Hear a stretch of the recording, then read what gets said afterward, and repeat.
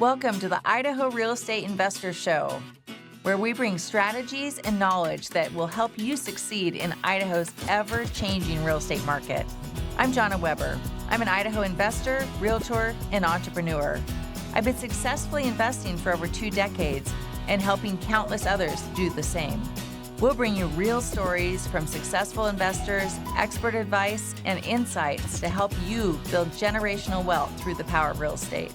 Whether you're just getting started or well on your way, let's jump in.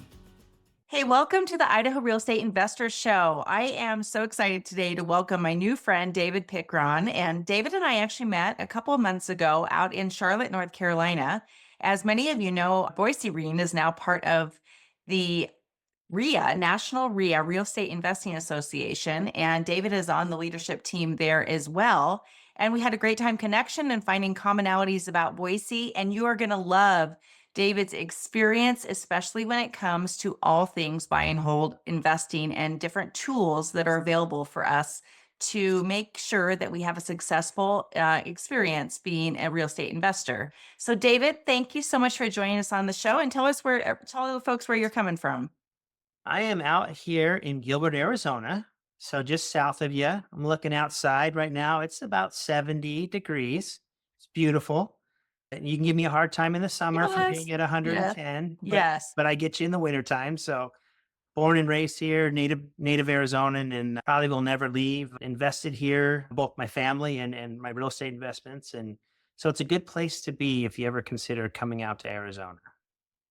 Oh, that's awesome. And I want you to know too, we are very much into making sure that we are highlighting our Idaho investors.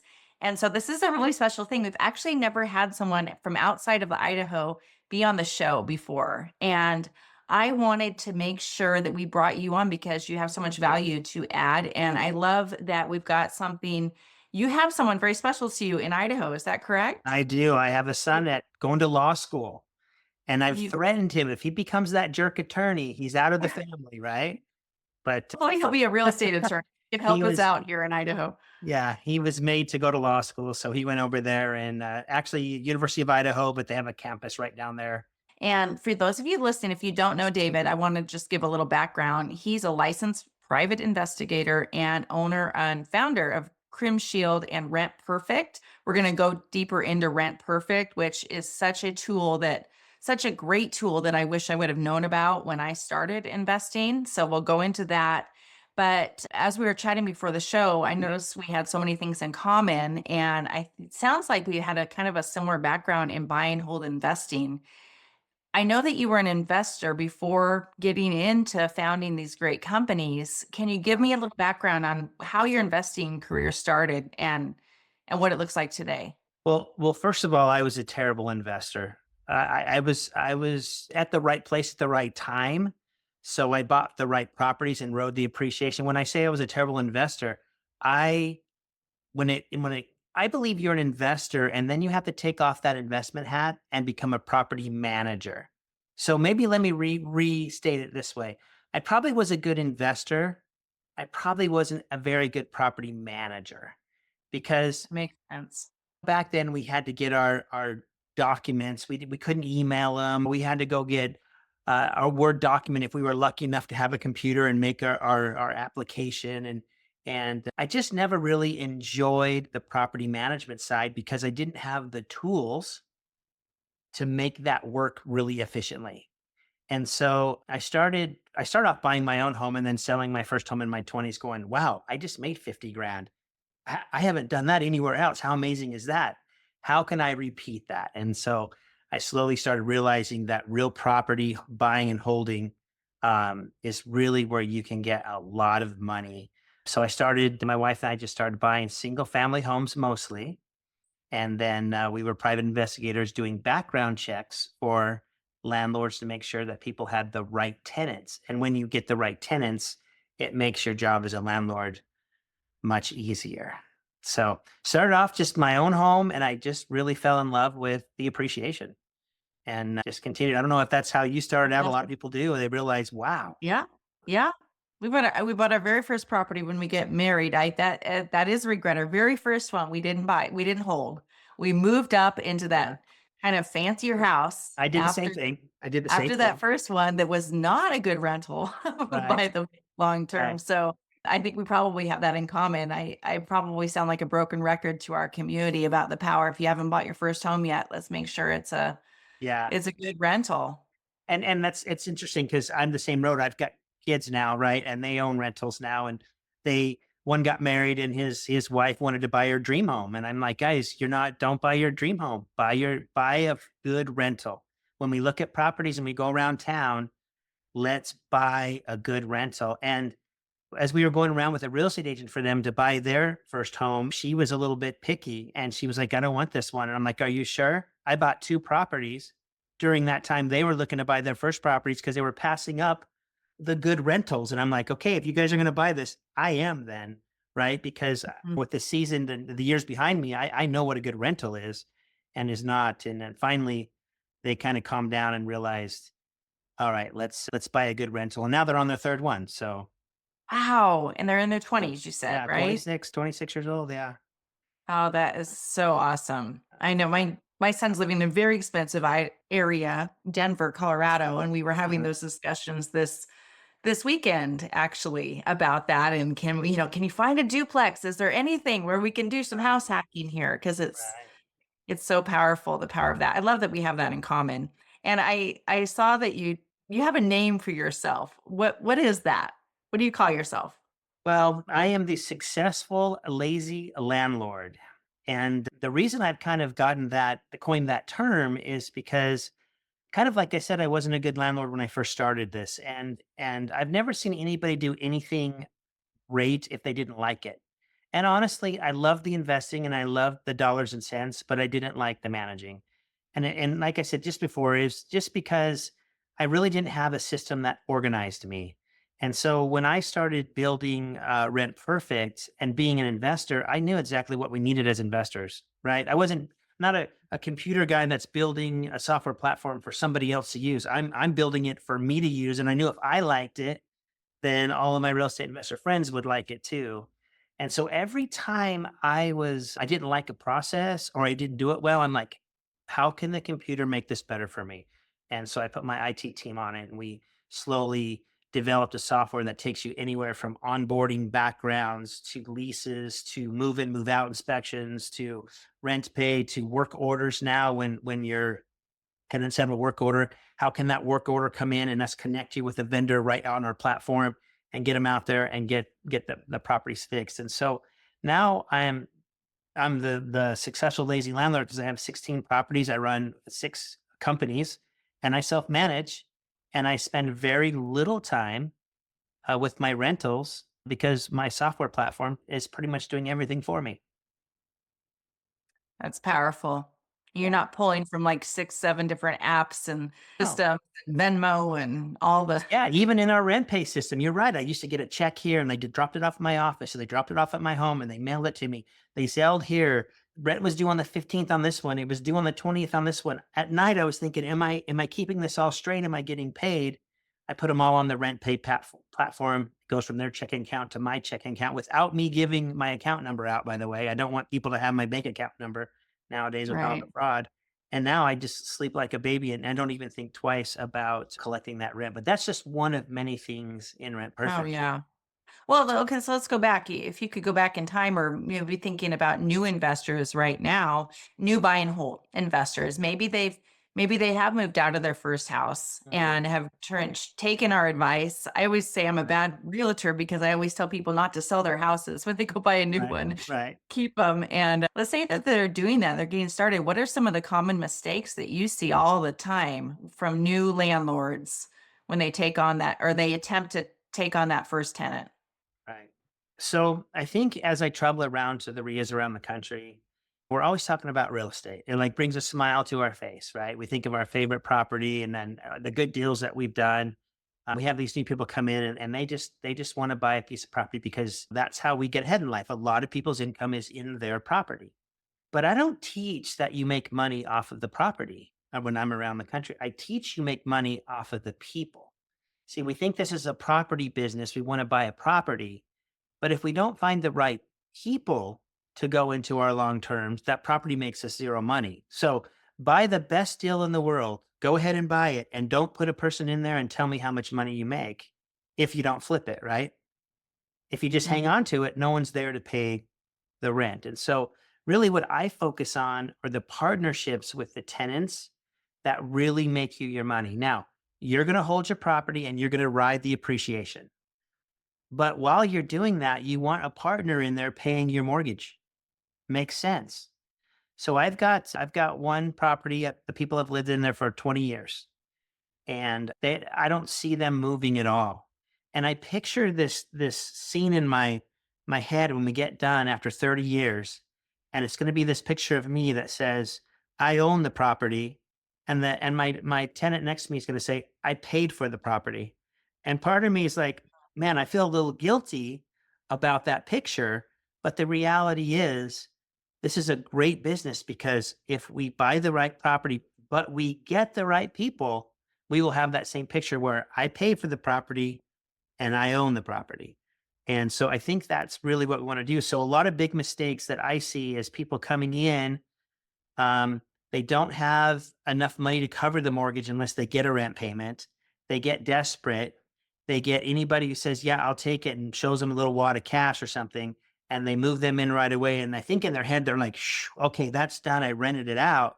But if you rented it to the wrong person, you might as well play that nightmare in 2 or 3 or 4 months from now in the hole with no mortgage, maybe an eviction, with money to turn the property. So it's way better if you just slow down, be patient, use a program like Rent Perfect to show you how exactly work through the system and whether you should rent to these people or not. Because the core of Rent Perfect is a background investigation by a private investigator. Okay. So we can tell you, are they currently being evicted now? Right. I think as a new investor, I trusted everybody. I thought everybody was good. Oh, you're going to move in here and you're going to pay me? Great. But then after years go by, you realize that they're the bad apples that you need to stay away from. So doing a proper background check and finding that tenant the first time is huge if you're going to be brand new into this game. I'm telling you, finding the right what I call business partners at a tenant is going to be whether you're successful or not successful. So let's talk about properties and let's go out and have fun buying properties. But know that how important that tenant is to you, Jonah, because if they pay you say $2,000 a month, okay, for 5 years, that's $125,000 they're giving you over 5 years. Okay. Tell Mhm. me that that tenant is not valuable. They're worth $125,000. Right. So make sure you find the right one and look at them more as a business partner than as a renter. They should not be just a renter. They should be somebody that, believe it or not, you are now tied to them in their lives. If they get sick and get cancer and they can't work anymore and they can't pay the rent, you're going to be involved in that. If they go through a divorce and their family splits up, you're going to be involved in that as a landlord. So you need to pick the right person to make sure you have the best chance of having a successful renter. So important the people we put into our properties. You are speaking my language. I could not agree more. And so thank you for pointing that out. As you were saying, you had a 20-year tenant. I think our longest one, it was actually, they live in our very first rental property we purchased. And they weren't our first tenants, but they've been there, he's been there since 2008. Nice. And that's been, I will say, he's getting a great deal on rent.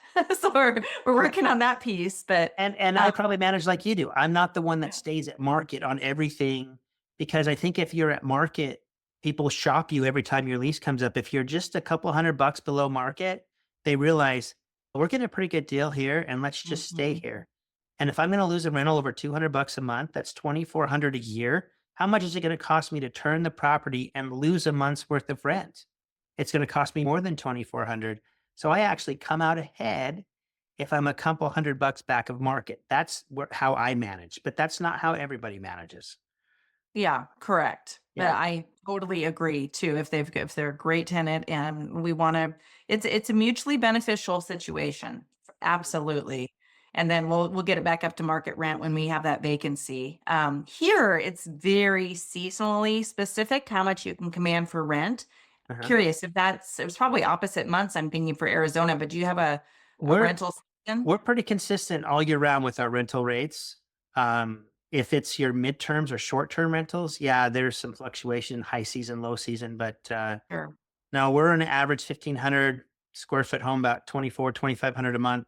You can get that year round. Okay, that's great. Definitely a season I know people don't want to move in the snow. So Mhm. that's a whole nother discussion, but that really strengthens for Idahoans listening right now, it really strengthens your position to have those leases come up between March and June for sure, to be able to have that turnover. And you want to think hard about that when you have a lease that ends at a different time of the year, because you can sit on it for a while. Let's talk about that tenant selection. And I know, and we'll go in more into Rent Perfect. I know there's so many great tools to utilize within it that helps you along with that process. But in general, what are you looking for in a tenant these days? And how can you say that in a tactful way and also go ahead and choose that tenant without violating any fair Right. housing or anything like that? I know there's very specific ways to go about Right. selecting a tenant on ways that are legal and ethical and a win-win. Well, I think it starts long before you're ready to rent the property. I think you need to have a very detailed criteria. You need to know what you're looking for, what types of credit that you'll require to move into this property, what criminal history that you'll accept or not accept, evictions, how will you deal with evictions? And if you put that all down in a really detailed criteria, and if you're watching this podcast and you need a sample criteria, info@rentperfect.com, just say, hey, send me a sample detailed criteria. We'll send Perfect. you a really detailed criteria. And once you have that detailed criteria, then there's nothing else to worry about. You simply hand the criteria to the people when you're showing them the property. And on that criteria, it's going to say no smoking, no pets. It's going to talk about everything you're looking for. So when someone looks at the criteria, they look at the property, they're like, I'm good on the criteria.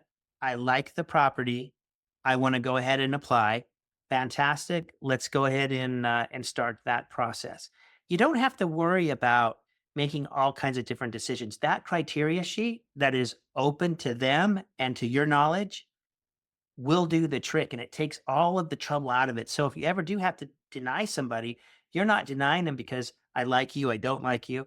You didn't pass the criteria that everybody has to pass. And it makes it real easy to point to the sheet and say, yeah, I'm so sorry. I have to be consistent with fair housing and I have to stick to this criteria. Unfortunately, you don't qualify for that. But if you give them that criteria sheet when you're showing them the property and they're looking down and they're like, okay, I'm going to spend $45 or $50 application fee, but I'm not going to pass these criterias. I might as well not waste my money. I might just tell you, you know what, I'm looking at a few other places and I'll get back to you. And you might have thought, oh, maybe I lost a possible tenant, but you might have just got rid of a possible problem too, right? And Hmm. um, so I think what you want to do is you want to get a really consistent criteria, which Rent Perfect will help you do inside of our system. It'll walk you through a wizard and it'll say, what score do you fully approve? What is conditional? What is declined? How long of an open eviction? Maybe a paid eviction? It just asks you all these questions that you just start answering, what you feel comfortable with, and then it creates your criteria for you. So that I think is the key. If you don't have a criteria, everybody is approved. That's what I tell everybody. Everybody's approved because you don't have a rule or a bar that you set. It's kind of like, come look at my place. And if you want it, I have to allow you to apply. Now, after the fact, it's going to be real hard for me to say, no, I don't think I like that about you, but I like that about you. And it gets you in a really bad position of making judgment calls on the spot that you don't want to be part of. Fair housing will get you on that. They want you to set out your, like I said, your criteria and stick to it. Gotcha. So that becomes You- real easy for me nowadays. It used to be a little bit harder when I didn't have a criteria. Get a criteria and see how easy that process Right. becomes. It's objective that way. So Yes. you don't have to, yeah, think about it. Are you meeting the tenants in person? I do. I have to, as I see him as a business partner, as someone who I'm going to be affected by. I kind of have to hold hands a little bit and go on a first date, I feel like, and meet him there. Now, what I don't do in this is all style. I don't sit over their shoulder in my property and give them the tour that this is a bathroom, and they all know that. So I kind of I meet them at the property. I open up the property. I let them go through by themselves. We have a conversation on the front doorstep or inside the front door, wherever we end up, about it. And then I walk through afterwards, check all the windows, check all the doors, make sure it's all locked when we leave. But I just too many horror stories of people having instant access to these homes that I don't feel comfortable with. Now, you could have other guests on here that never meet the tenants at all and feel comfortable with it. I personally don't. I agree. And I know I've even heard you talk about you've got a great, by the way, we'll just plug it right here. You've got a great podcast, David. What's the name of your Oh, thank podcast? you. Rent Perfect Podcast. Brand Perfect with David Pickron. And I highly recommend it because there are so many great tips. And some of the things I'm probably repetitive asking you, but I learned these through your show, which is great, like safety tips on how to safely show property. And as a female investor, that's really important to any investor. That's really Right. important. But all of those things are just things to be aware of. And it can easily be overwhelming, but there are specific ways that we can avoid more risky scenarios. And the smarter we get at the beginning of the investing process, Right. the better for sure. I So personally have Jonah, found, the oh, go ahead. advantage that I have with the data that I hold is of the hundreds of backgrounds we do a day, I see the quality of tenant that comes in here every single day. I see who has criminal records, right? I see who Mhm. has evictions for all the clients that we're running backgrounds for. I know the trouble that's out there. But if you're not in my position and you're a trusting soul, you think that everybody has good intentions. Right. I send back reports all the time and people will call me and go, "Are you kidding me? This was the nicest person in the world. I was ready to hand the keys over right on the spot. Your report can't be right." And we have to teach them that bad people can be nice. If they want something, they can be nice and they can be your friend. And so that's why having that criteria is so important. Just take all that away, take all that I like you, I think, and just go with the criteria. You'll be much safer doing that. Wow. Yeah, I want to talk about the criminal checks. One thing I wanted to follow up with when you're in the person, one thing that I found too is you close your mouth and you just listen Yeah. because a lot of times things will come out that won't even necessarily be in a background check, or there's a unusual amount of eagerness and Mhm. almost desperation to get into a home, which can be very much a red flag. Right. And sometimes they will say so much more than they ever needed to put on an application. 100%. I mean, one of the questions I love to ask is, what are you going to miss about the home you're in now? And I just shut up, right? And I'm just waiting for to see, like, if they say to me, "Hey, I'm really going to miss the neighbors. The neighbors were awesome. I love the neighbors." Then I know when they come into my home, they're going to get along with the neighbors because I know that. But if I hear, "I'm not going to miss the landlord. He is a jerk," right? He never returned my phone call. He never, and they start dumping on the last landlord. What? I'm the next landlord that's going to be the jerk, right? There's nothing better about me than your current landlord. We're still landlords. And the reason he probably doesn't answer his phone is you call him 17 times a day and you've probably worn him out. You know what I mean? So if you're Right. complaining about past, just know they're carrying that with you and you're going to be that same landlord as you end your relationship with them as the prior. So I love to see how they're going to handle the your current home by telling me about their past situation too. But you're right. I just shut my mouth. I just listen and just take it all in. Yeah. And by hearing that answer too about the neighbors and the neighborhood, you want tenants that are going to be invested in their new neighborhood and want to make sure that they consider that their home, right? Right. I So, had one a little yeah. while ago that said, "I'm really going to miss the park across the street." And I went into sales mode. I said, "Wait, did you drive in the property this way? Well, let me take you this way around the corner, which opens up to a huge, beautiful park." And I'm like, "So now you don't even have to worry about losing the park." Oh my gosh. I love it. I want to stay here. Right. So I'm Yeah. with you. Ask a question and just let them talk and listen, and you will find out a ton. Yeah, for sure. Hey friends, if you're busy like me, you're always on the lookout for trusted professionals that can help you with your business, home, and investment needs. Whether it's a trusted lender, real estate professional, or a vendor that might be able to come in and work on your home, or your investment property, there's always a need out there, and we want you to have great resources at the ready. So Boise REIN has developed an exclusive vendor directory chock full of businesses that are ready to help our community. Head on over to boiserein.com, grab your free copy today, and don't forget, let them know that Boise REIN sent you. Are your applicants typically applying after they've seen the property? Yes. Yeah. In fact, for me personally, and this is just a personal thing, I always say that because I really feel like if there's 30 landlords in the room, there's 30 different ways to manage a property, right? Right. Um, I think Zillow, I'll get to your question in a second, but I think Zillow does us a disservice where they allow these people for $25 to get their criminal and credit report online, and then they allow them to apply at every single property for 30 days that they want to apply to. So when we put our properties on Zillow, we're getting people, I'm interested, I'm interested, I'm interested. They haven't even looked at your ad. They're just desperate. They're really not looking for your home. They're looking for a home, right? They don't care. They just are desperate to do that. So I feel like when people want to like advance our relationship too quickly by saying, hey, I want to get married without meeting you or seeing the property, I feel like, well, wait a minute. I want you to want my home. I don't want you just to want a home, and you can't want my home until you've seen it. And maybe you've seen it online with pictures, but you need to come in and you need to see it in person. What does that do for me?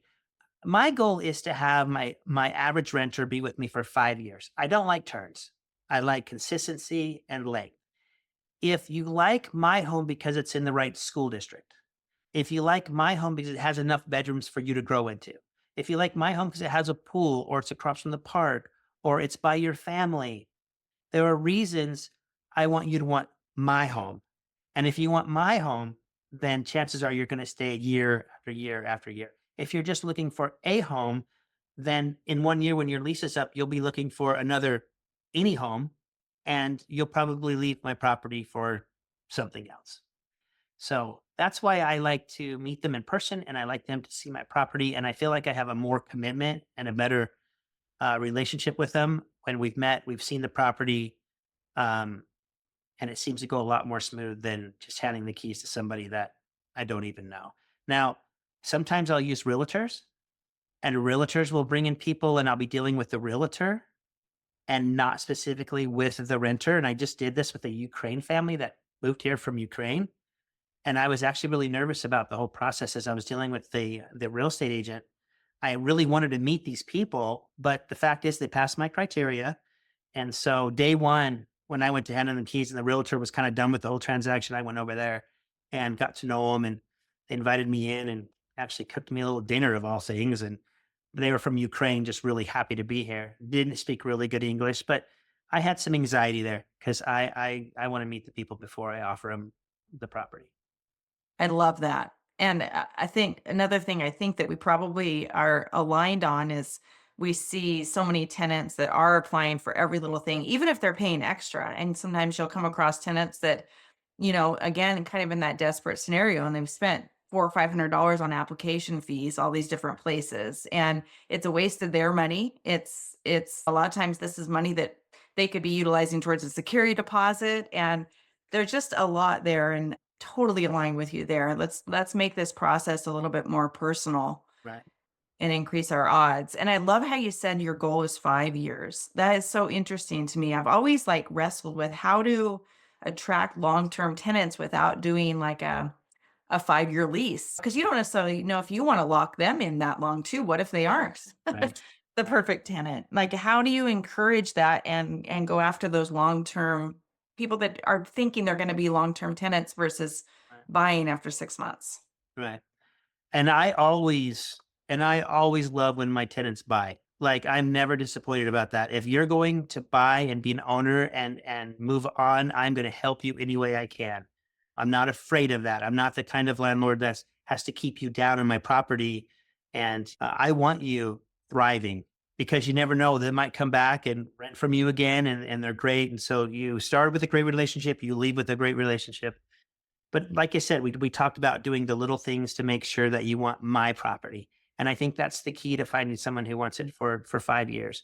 And it's usually when I'm having conversations and people are like, my son or daughter have been going to the elementary school down the road for 2 or 3 years and they love it. They don't want to move them. right? My job is just down the street. I'm real close to it. And I don't qualify people off of those conversations. I'm qualifying them off the criteria. But those conversations tell me if I've got a 1 year, 2 year, 3 year, 4 year, or 5 year. Sure. And Okay. so I think a little bit of it is we can't make that happen, Of but course. we certainly can do little things to push them that way to stay there for a long time. I'm not in student housing. Student housing would drive me crazy. Every 6 months to a year, there's a turn, a flip. I graduated.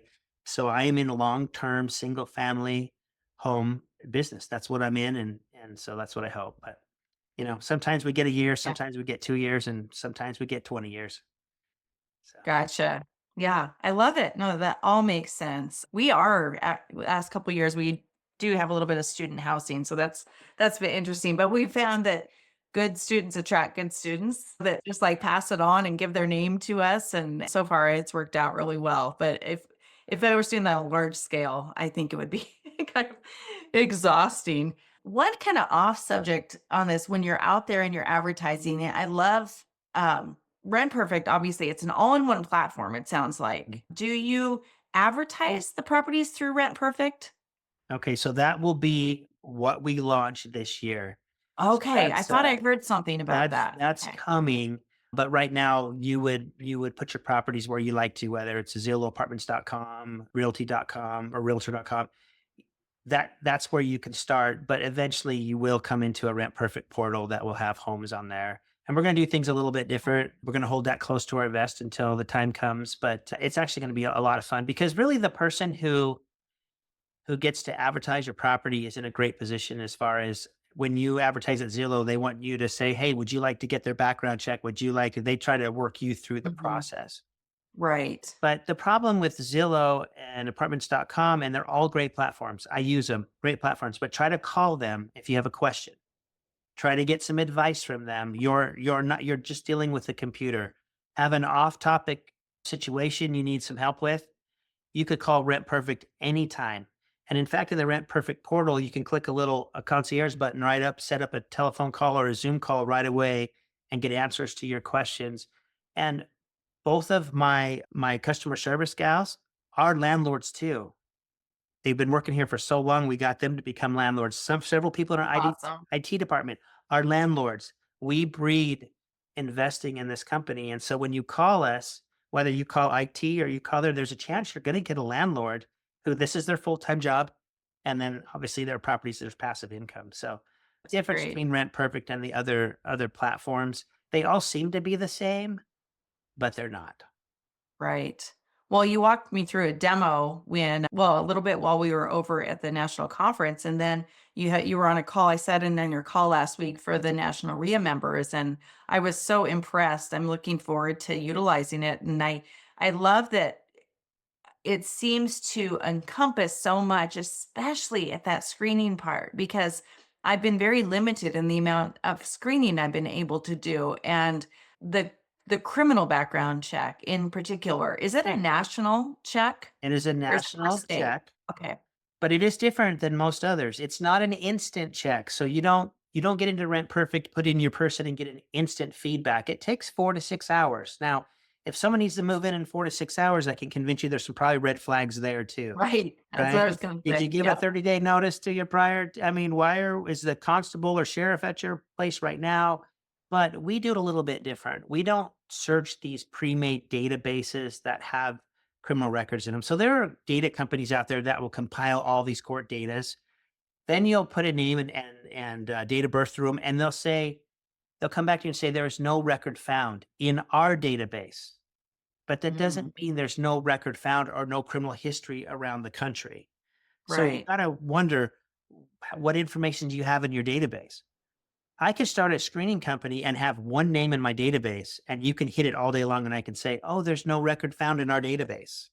And you didn't do a screening at all. So our private investigators in that 4 to 6 hours are looking up where your applicants have lived and worked, and we're going directly into those courts. We're searching for live eviction records, right?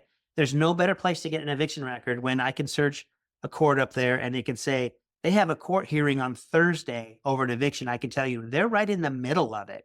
It's not even like they're done with it. We can tell you that. Okay. Because That the is database amazing. companies are 6 years old or 6 months old to a year old in their data that they're importing. It's too late to learn about someone's eviction 6 months down the road after you've already rented to them.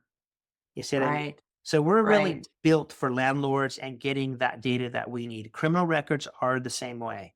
We will go into the courts where they live, and it's crazy. There is, just so everybody knows, there's not one court repository around the country that we search. We have to go into each jurisdiction, each county, each city. Think of all the courts you have there, right? You have your Mhm. city court, your county court, your state courts. You can get in trouble in all of those courts. And so we have to go and check that information in all of those courts. And so it's pretty Right. rigorous. For 4 to 6 hours. We do a whole lot. In my opinion, that's what's going to save you from a $3,000, $4,000 eviction in turn, is taking that little extra time. This is something that's gonna help me sleep a lot better at night. I know with the system that I've used in the past, it's a state record search. And so both in Arizona where you live and of course Idaho where most of our listeners are, there's such a huge influx from out of state folks moving in. And we really are just have had a blind eye and just like, Right? oh, if you lived in Idaho, we'll find out a little bit more about you. But if not, we're kind of up a creek. So I love that you're doing that. Let's talk about scams for a second. I know, I'm sure you're seeing this too, where you've got a house that's put up by scammers. I had a particular situation a couple of years ago where I had a house for rent, got it successfully rented, and about ready to move the tenants in. And we had people knock on the front door ready to move in that had given a deposit to somebody and moved to Idaho from Alaska, ready to move into our apartment. It was so sad. Are you seeing that? And Yes. Yes. any solutions or any ways to protect Well, ourselves? first of all, I would never put my address online at all. You Okay. put your address into Zillow stuff and you say, don't show the address, and it'll kind of show you a bubble on the map. It's in this general area, but I would not ever lay out the specific address anywhere online. What that Okay. I allows people to didn't do know is to, that. to take your pictures that online. They can download your pictures right online. They can take your address. They can go create their own ad and act like an owner somewhere else. And it'll filter right to their phone number. The people think it's on a legit site. They could even go back and re-go over to Zillow and do a secondary ad. Or a lot of them are doing it off of Craigslist and platforms like that. So I would hide that address as much as you can. You do not want anybody to know that that place is vacant as much as possible. Here we have a lot of squatters, right? So something else I'd recommend is get to know the neighbors of your rentals. Have them be your eyes and your ears. I teach, send them a Christmas gift every year. Have their phone. When you move tenants in, introduce them to the neighbors. Let your tenants know, I know both of your neighbors. If you're doing anything, I'm going to find out about it because I've established that relationship with them. I've had this happen to me personally. I've had a phone call saying, hey, Dave, you need to come by your rental now. Your kids are playing tag on the roof and they're running all over your roof right now. Thank you very much. I'll be right over. I come over, boom, they're on the roof, and eventually those guys were forced to leave. So I would know your neighbors, and I would make sure those neighbors of your property know your rules. They say, okay, we don't allow pets. If you hear pets over there, dogs barking or whatever, please let me know. Okay, we don't allow smoking. If you smell smoke, marijuana, drugs, please let me know. So those are two things that come off the top of my head that say don't ever have your address out there so people can't spoof your listing, and get eyes on your property as much as possible by your neighbors, because then they can say, hey, there were people here earlier today, or they could call you and say, were you expecting people? I know people aren't supposed to move in until you come over and introduce them to me, and there's a lot of activity here right now, so is this normal? And so hopefully a $25 Best Buy, a Starbucks card to a couple neighbors around your rentals will give you a lot more value. It's a lot more valuable than that $25 to have those eyes and ears on your property, especially now. Amen. And these are such great ideas. I love it. You have to come speak to us with us in Boise. And as you're saying that, I remind myself that we had squatters two Yes. years ago on a rental property when it was vacant. And we were off in Hawaii. We had no clue. And this guy had moved in and he was a criminal and the whole thing. And that probably would have been solved if I would have done just what you're suggesting and also saved myself a heck of a lot of time and heartache. And I know systems like you're putting in place are what will help with that and take it to the next level. So I'm so appreciative. As we wrap up, again, there's so much more we could cover. I feel like we could talk about successful landlording tips for 3 hours, but I want to be cognizant of your time. The reason what I mentioned at the beginning of the podcast is we met at the National REIA Leadership Conference. We just joined in October. And so our members are starting to put their heads up and going, what's this? And what are the benefits we Right. get? What would you say to someone that hasn't joined their local REIA, and certainly in part that includes the national REIA? What's the benefit of that beyond Okay. the So, obvious meeting people like ourselves? so I've been a member of ASREA for my whole investing career, right? Now, I don't go to every meeting every time. My life's a little bit busy, but I've been to a REIA where somebody stood up and gave me a market report, and I was deciding whether I should buy a home or not. And I was like, should I buy it? And I sat in a REIA one night, and went over the local statistics and where things are going and the price per square foot. And I said, you know what? That's taking me over the top. And I bought that home. And then I ended up selling that home like 2 or 3 years later for $300,000 profit. Right. Wow. I wondered if I wasn't in that RIA that night around those people, having those conversations, if I would have said, yeah, I'm going to pass from this one, and not done that. So I was in really a place where I was amongst my friends talking the language that we talk. Now, if you want to be a successful real estate investor, go be around successful real estate investors, right? You're not going to see this podcast if you're not aligned with your RIA. You're not going to get these tips and say, hey, that's something I've never thought about. That's great. And so I love you. Everybody should be part of their local RIA. Even if you think you're too seasoned to be there, like you've made it in life or something, then go back there and help other people. Go back there and serve, and take this great profession, the best profession in the world, of where someone else pays for my asset, yet I still own it. Go teach this younger generation how to do it. So if you're not going to go there for you, go help somebody else out, because I had people help me out, right? And let's just go give, and let's go build. Like, nothing is more happy when I have I don't really mentor or have students. Technically, I don't have a program where but I do have my son's friends or people who work here say, "Hey, Dave, will you help me?" I will. If you're willing to do it, I'm willing to help you. And so you need to be part of that real estate investing community, whether you're in the receiving role or the giving role. I'm a firm believer of it. And I know that I've made hundreds of thousands of dollars being around the right people with the right deals, or the right connection into like hard money lending to get a deal done, or the right way to insure my property, or listen to Dave talk about the importance of people are to rentals, and finding the right people. You will find success through your local RIAs, because you and I met a month or two ago, right? And we completely and totally align. Like, a lot of things we say is like, oh my gosh, it's exactly what I do, Yeah. right? We're not the Right. only ones out there. There's a million of us around these RIAs around the country, and their whole purpose is to help people get in a better place, get a retirement, right? Get ahead in life. Don't live paycheck to paycheck. So if you're watching this and you're not part of a RIA, you need to go join a RIA today and be part of, and be active in it. One thing that I've learned over the years is you'll have someone who shows up one time. Oh yeah, no, I didn't really get anything from that. No, this is a year, 2, 3, 4, 5 lifetime commitment to be part of a RIA, to get out of it. We have the people, you and I both know them. They come and go, and they're looking for someone to hand them a property and say, "Oh, here you go." They don't really want to work at it, right? But if you're willing to Right. work and you really want to do this business, you will find success going to a RIA. I promise you that. I love that. Thank you so much for saying that. I appreciate it. It sounds so different coming out of your mouth than mine, because that's my passion. That's why we started the Boise Real Estate Investor Network. Right. So I so appreciate that. And we're excited to have you up here at some point, David. And I know you got hop on some of the national calls for RIA. There's all kinds of benefits for the on a national level for the members. And one of those, I don't want to get off this call without mentioning that you at Rent Perfect are closely aligned with National REIA, correct? Yeah. We are. Yeah, We're a top tiered vendor with them, and I helped them. I served on the board for years with them, and it's nationally, it's a great organization. You get a lot of perfect. perks being part of it. But do you know that we've talked about Rent Perfect, and I don't know if you want to close with this or not, but it's 95 cents to sign up if you're a member of your RIA. right? Thank you for saying that. Yeah. 95 cents. I'm not even asking you to spend a whole lot of money.